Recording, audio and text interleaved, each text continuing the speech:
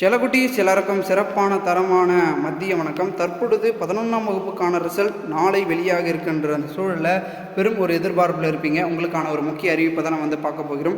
வீடியோக்குள்ளே போகிறதுக்கு முன்னாடி நீங்கள் நம்மளுடைய சேனலுக்கு புதிய பார்வையாளர்லாம் இருந்தீங்கன்னா மறக்காம சேனலை சப்ஸ்கிரைப் பண்ணிட்டு கூட இருக்க பெல்லைக்கான ஆளில் செட் பண்ணி வச்சுக்கோப்பா. இப்போ வாங்க வீடியோக்குள்ளே போயிடலாம்.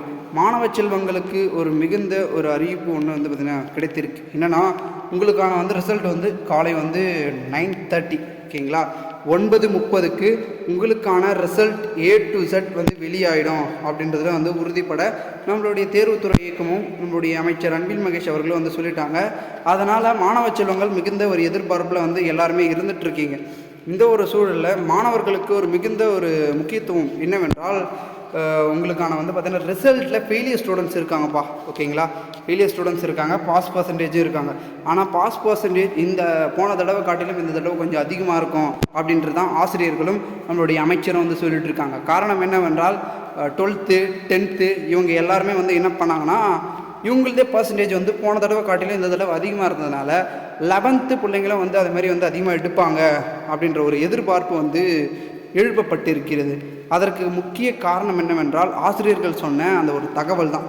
அப்படி என்ன சொல்லிட்டாங்க அப்படின்னு கேட்டிங்கன்னா, மாணவர்கள் பார்த்திங்கன்னா இந்த தடவை ரொம்ப நல்லா எழுதியிருக்காங்க.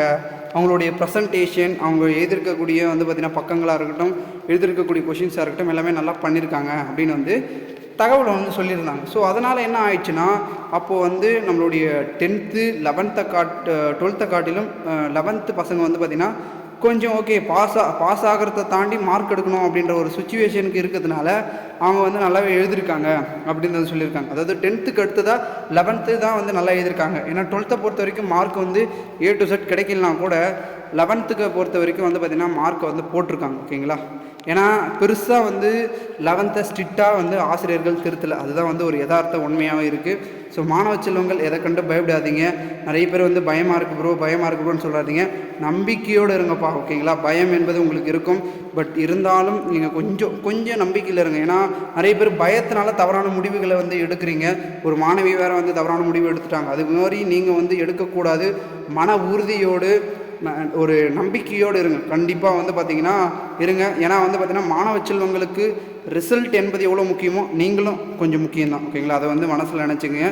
எல்லாருமே வெற்றியாளர்கள் தான், வெற்றி பெறுவீங்க. நான் உங்களுக்காக கண்டிப்பாக பார்த்தீங்கன்னா ப்ரே பண்ணுறேன். நிறைய பேர் பார்த்தீங்கன்னா வெற்றி பெறணும் அப்படின்றது.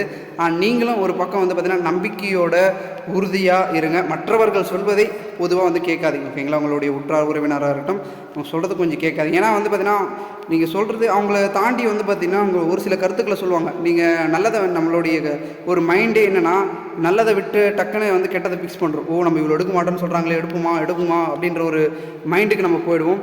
நமக்கு தான் தெரியும், நம்ம தான் எழுதியிருக்கோம். மற்றவர்களுக்கு யாருக்குமே தெரியாது நம்ம எந்த அளவுக்கு பார்த்திங்கன்னா படித்து உழைச்சிருக்கோம், நம்ம எவ்வளோ ஹார்ட் ஒர்க் பண்ணி படிச்சிருக்கோம் அப்படின்றது தெரியாது. ஸோ நம்மளுடைய ஹார்ட் ஒர்க் நமக்கு மட்டும் தான் தெரியும், நம்மளுடைய மார்க்கு நமக்கே தெரியும். ஓகேங்களா, அதனால் தட்டி விடுங்க அவங்க பேசுறதெல்லாம். நம்ம பார்த்திங்கன்னா ஒரு பக்கம் நம்பிக்கையோடு இருப்போம். ஓகே செல்லக்குட்டீஸ், நம்ம அடுத்தடுத்து சந்திக்கலாம். மேலும் இது போன்று நீங்கள் பார்த்திங்கன்னா நாளைக்கு லைவ் இருக்குது. மறக்காமல் எல்லோரும் ஜாயின் பண்ணிக்கோங்க. ஓகேங்களா, நாளைக்கு லைவில் எல்லோரும் ஜாயின் பண்ணுங்கள். நீங்கள் நம்மளுடைய சேனலுக்கு புதுசாக மறக்காமல் சேனலை சப்ஸ்கிரைப் பண்ணிட்டு கூட இருக்க பிள்ளைங்கன்னா ஆளில் செட் பண்ணி வச்சுக்கப்பா. Okay students, bye, take care. நம்ம நெக்ஸ்ட் வீடியோவில் பார்த்திங்கன்னா சந்திக்கலாம்.